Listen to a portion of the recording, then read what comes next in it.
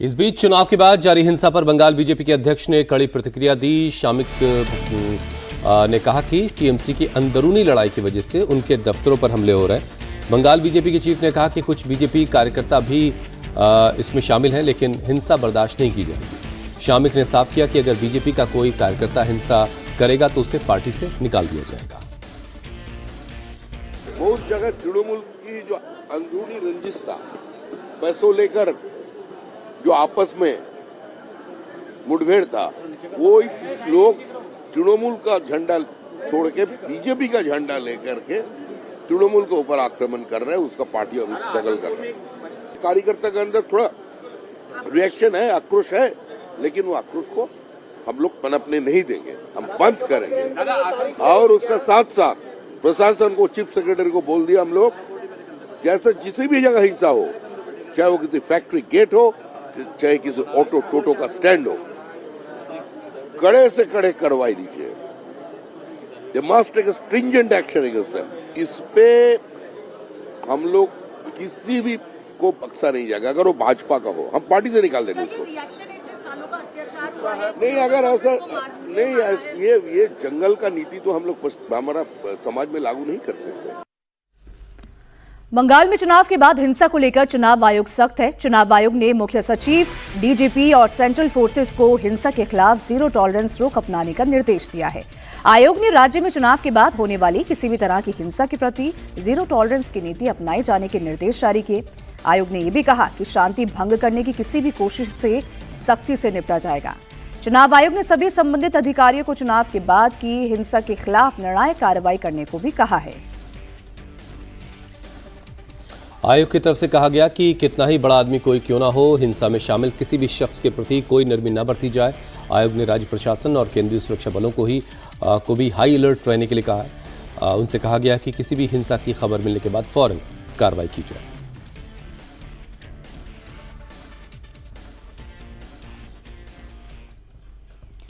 बड़ी खबर पश्चिम बंगाल के नदिया से है, जहां चुनाव के नतीजों के बाद कांग्रेस कार्यकर्ताओं ने टीएमसी के कब्जे से अपनी पार्टी ऑफिस को छुड़वाया।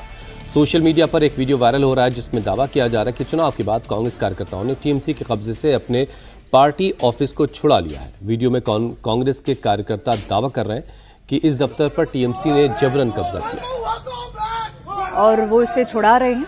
विधानसभा चुनाव में टीएमसी की हार के बाद कांग्रेस के कार्यकर्ताओं में भी जोश दिखाई दे रहा है।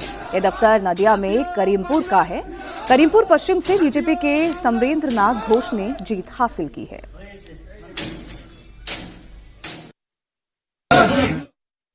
পার্টি অফিস যেটা দখল করে গেছিল সেটা আমরা দখল মুক্ত করতে এসেছি। আজকে এখানে আমাদের পার্টি অফিস দখল মুক্ত হতে যাচ্ছে। এতদিন যে পার্টি অফিস আমাদের নিজেদের পার্টি অফিস, এইটাকে তৃণমূলেরা জোর জবরদস্তি দখল করেছে। নদীডাঙ্গা 1 নম্বর অঞ্চলের পার্টি অফিস আমাদের, এটা 2 নম্বর ব্লক, করিমপুর 2 নম্বর ব্লকের পার্টি অফিস, সেটা আজকে বন্ধ করে দিয়েছে। আজকে আমার কর্মীরা আজকে নতুন করে এই পার্টি অফিস। पश्चिम बंगाल के आसनसोल में एक मंदिर को कई सालों बाद खोला गया है। ये मंदिर बंद कर दिया गया था। इसे खोलने के लिए कोर्ट से भी आदेश आ चुका था, लेकिन तनाव का हवाला देकर प्रशासन इसे खोलने से इनकार करता रहा। लेकिन नतीजे आने के बाद स्थानीय लोगों ने इसे खोला और पूजा पाठ करना शुरू कर दिया है।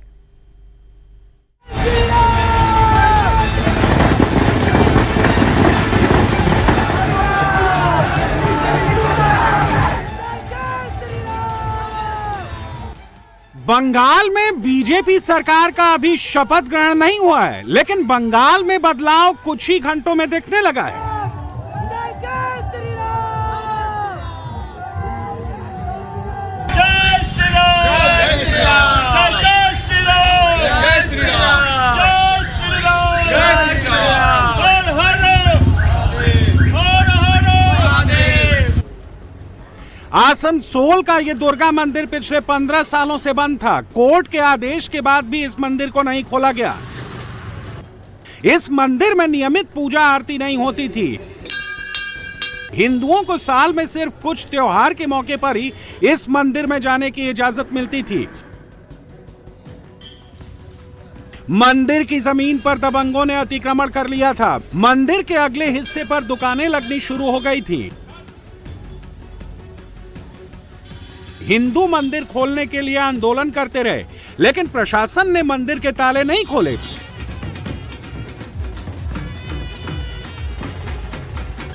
प्रशासन के मुताबिक सांप्रदायिक तनाव की वजह से मंदिर को बंद रखा जाता था।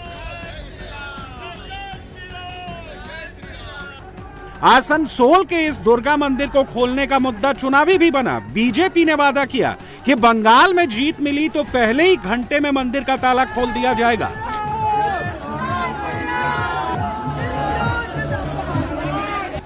आसनसोल उत्तर से बीजेपी के नए विधायक कृष्णेंदु मुखर्जी जैसे ही चुनाव जीते खुद मंदिर पहुंच गए और बंद ताले को खोल दिया।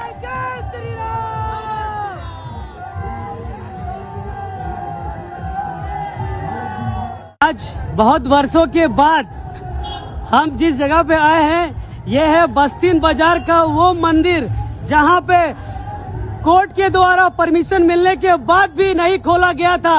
बोला गया था कि यहाँ पे खून की नदियां बहेगी। आज बीजेपी सरकार आने के बाद और ये मंदिर आज खुल चुका है।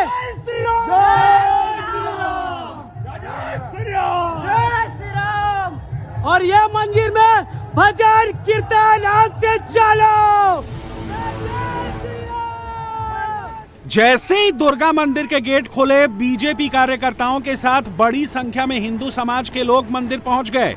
जमकर आतिशबाजी की गई। रात में ही पूजा अर्चना शुरू हो गई।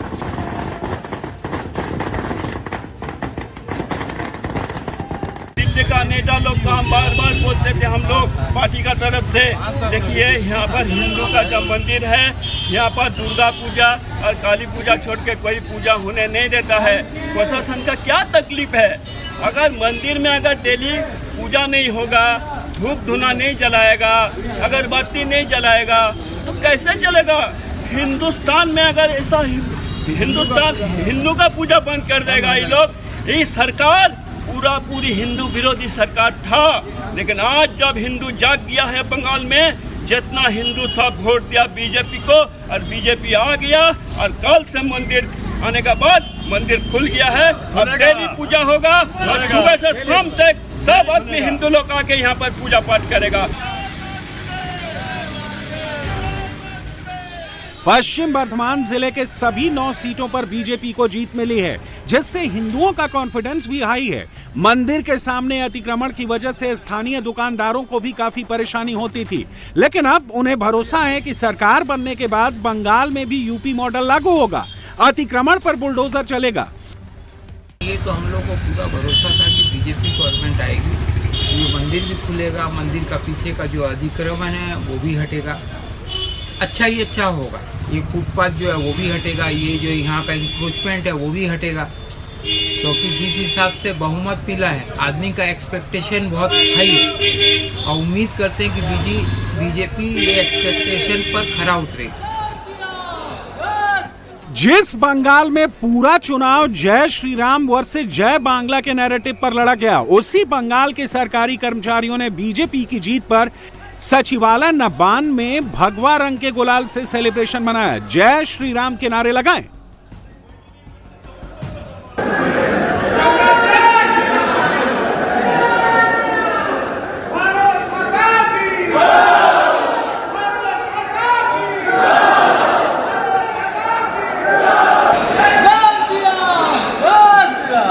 দাদা একটু সাইকেল ভালো এই ছবিটা পাঠাবো।